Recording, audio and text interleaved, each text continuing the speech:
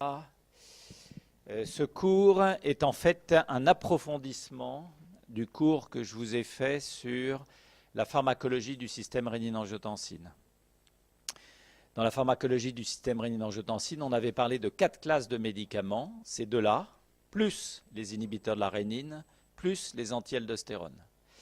Et souvenez-vous, j'avais eu en fait 1 heure pour vous le faire au lieu d'une demi-heure. On avait eu des problèmes techniques et je n'avais pas pu rentrer vraiment beaucoup dans les détails. Donc là, on va reprendre un format plus classique où je vais vous parler en particulier d'effets indésirables et on va approfondir la pharmacologie, la pharmacodynamie. Alors, le plan est le même chaque fois, hein. Pharmacodynamie, c'est les effets. Pharmacocinétique, effets indésirables, interaction, contre-indication. Il y en a énormément. Si vous regardez les pages du Vidal, eh bien, vous serez surpris de voir qu'il y a quantité d'interactions, de précautions, d'emploi, etc. Mon but est de vous les trier et de vous en sélectionner quelques-unes seulement pour que vous les reteniez, mais que vous les sachiez absolument. Voilà. C'est-à-dire que vous soyez entraîné à avoir le réflexe. Alors on va commencer par les inhibiteurs d'enzymes de conversion et j'aurais pu mettre exactement la même diapo pour les ARA2. Nos objectifs, vos objectifs, c'est de comprendre la pharmacodynamie des inhibiteurs d'enzymes de conversion pour comprendre et mémoriser les indications thérapeutiques. Je vous le répète chaque fois. Mais si vous ne comprenez pas comment ça marche, vous ne pourrez pas comprendre l'indication. Donc vous partez de la physiologie, vous allez à la physiopathologie et ensuite vous passez aux médicaments. Et enfin, raisonner sur les mécanismes d'action des IEC pour mémoriser leurs effets indésirables, leurs contre-indications, leurs interactions médicamenteuses. Donc, en 2 mots, ce que je vous ai raconté la dernière fois, je vous montre juste 2 diapos, mais je vous propose de retourner voir votre cours. Et encore aussi un mot, je ne corrige pas vos Ronéo. Vous savez que je ne suis pas tout à fait d'accord avec vos Ronéo, parce que je pense que la responsabilité que prend celui qui prend la Ronéo est trop forte par rapport à son niveau de connaissance, même s'il nous le fait le corriger après. Peut-être que c'est un moyen d'exercer la pression sur les profs pour qu'on vous donne un jour une Ronéo, mais les diapositives de mes cours sont toutes conçues pour que vous puissiez travailler directement dessus. Donc téléchargez-les. Certaines fois, vous avez du mal à les télécharger, auquel cas, un de vous m'envoie et par email, je lui envoie exactement le fichier PDF. Donc aucun problème, n'hésitez pas, si vous avez du mal, je vous renvoie le fichier PDF. Téléchargez les diapos, imprimez-les en 6 par page, prenez vos notes et avec ça, vous avez tout compris. Mais tout doit se tenir sur une diapositive. Sinon, c'est que les diapositives sont mal faites. Ça, c'est mon principe. Donc, je ne corrige pas vos Ronéo et je suis surpris de voir qu'aux examens, la même faute se répète 50 fois parce que la Ronéo a été mal prise. Donc, avis à celui ou celle qui prend la Ronéo aujourd'hui. Je vous ai mis une sacrée pression. Pharmacologie donc du système rénine-angiotensine, pharmacologie simplifiée. Cette diapositive, vous l'avez vue, hein, mais je la répète, il faut que pour vous ce soit absolument évident. Hein, l'angiotensinogène produit par le foie est transformé par la rénine. La rénine provient des cellules juxtaglomérulaires du rein en angiotensine 1. L'angiotensine 1 circulante est transformée par l'enzyme de conversion de l'angiotensine 1 qui se trouve au niveau des cellules endothéliales du système vasculaire en angiotensine 2. L'angiotensine 2 va agir sur ces récepteurs AT2. Récepteur AT1A, pardon. Alors c'est une erreur. Hein. Ah oui, non, voilà, parfait, très très bien. Sur les récepteurs AT1 pour entraîner la libération d'aldostérone. Et bien entendu, l'angiotensine 2 peut aussi agir sur les récepteurs AT2, mais je vous les ai mis entre parenthèses parce que leur rôle est moins bien connu. Donc ça, c'est une première notion.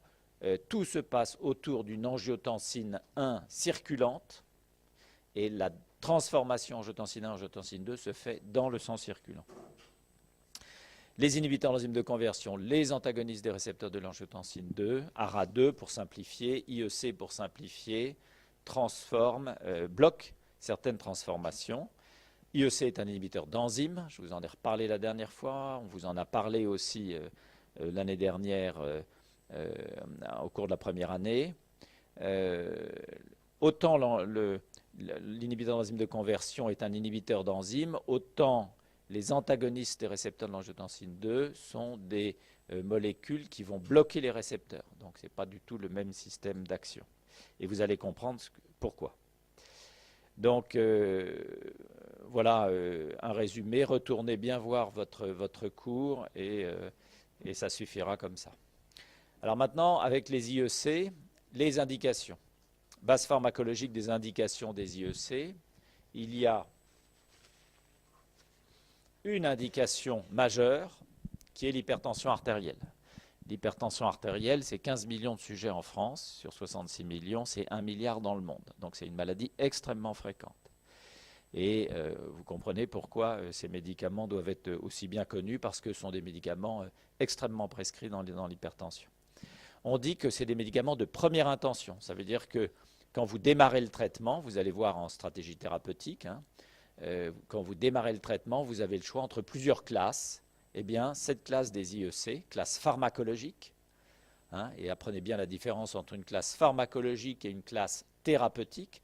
La classe thérapeutique, c'est les antihypertenseurs. La classe pharmacologique, c'est parmi les antihypertenseurs, les inhibiteurs d'enzymes de conversion. Mais une classe pharmacologique peut avoir plusieurs indications thérapeutiques. Bon, petit rappel. Et là, je vous mets les autres médicaments de l'hypertension, les bêta-bloquants qu'on va voir lundi, et demain en TD, les diurétiques, les antagonistes calciques, qu'on reverra aussi demain en TD, et les ARA2. Donc 1, 2, 3, 4 et 5 avec les IEC, grande classe pharmacologique pour traiter l'hypertension artérielle.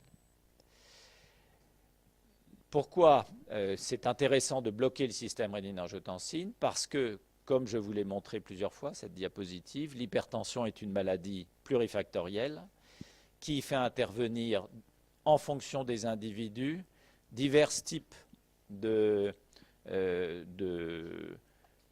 d'origine. Certains ont une sensibilité au sel exagérée, d'autres ont une sensibilité normale mais mangent trop de sel. Les autres se laissent entraîner au poids et à l'obésité, dont on sait que ça fait de la résistance à l'insuline, dont on sait que ça active le système sympathique. Le système sympathique augmente l'activité du système rénine-angiotensine, augmentation de la transmission ganglionnaire, etc., de la part de l'angiotensine, donc véritable cercle vicieux. Tout ça peut créer de l'hypervolémie. Et là où on intervient avec le système rénine-angiotensine, c'est à deux niveaux. Ce carré du bas, là, que je vous ai entouré en jaune, qu'on appelle la vasomotricité, vasoconstriction artériolaire, quelque chose de fonctionnel. Donc ça doit être à peu près la troisième fois que je vous le dis, mais je pense que c'est très important que vous l'ayez bien compris. Le diamètre des petites artères, des artérioles, diminue sous l'effet de la contraction des cellules musculaires lisses vasculaires, et cette lumière diminuée oppose une résistance accrue. Et c'est ça qui fait monter la pression artérielle, beaucoup plus que le débit cardiaque. Donc l'angiotensine 2, même en parallèle aux catécholamines, etc., est un élément majeur. Et puis à côté de ces maladies, de ces anomalies fonctionnelles, il existe des anomalies dites structurales. Et ces anomalies structurales, elles pérennisent l'anomalie fonctionnelle. Elles la renforcent, elles l'exagèrent, si vous voulez. En fait, l'angiotensine 2 a un effet trophique, c'est-à-dire que de l'hypertrophie de la cellule musculaire lisse, plutôt que de la division, est capable, et de la production de matrices extracellulaires, est capable d'augmenter l'épaisseur de cette artériole. Donc l'épaisseur va au-delà de la simple réduction de lumière, et vous avez les trois anomalies des artérioles dans l'hypertension, la raréfaction, l'épaississement et la réduction de lumière. Donc c'est ce qu'on appelle l'anomalie structurale ou l'augmentation structurale des résistances périphériques.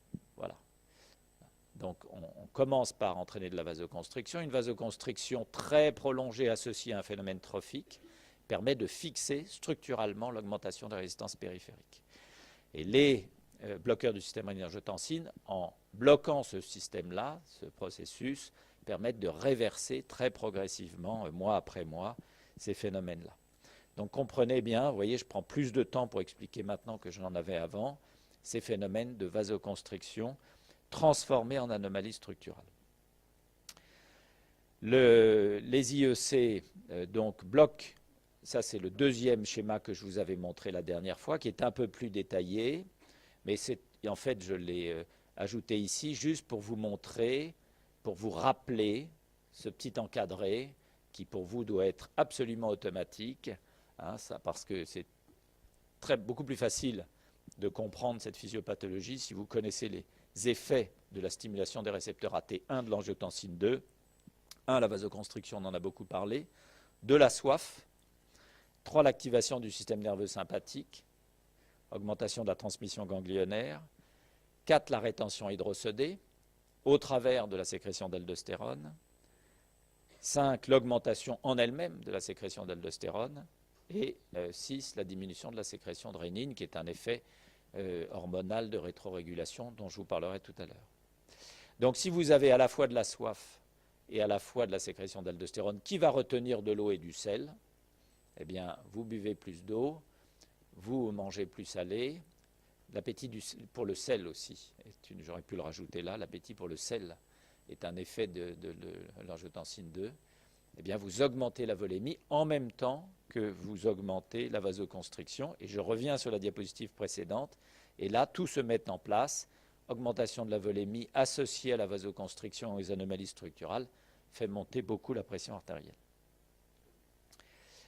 Donc ça, c'était la première indication qui était l'hypertension artérielle.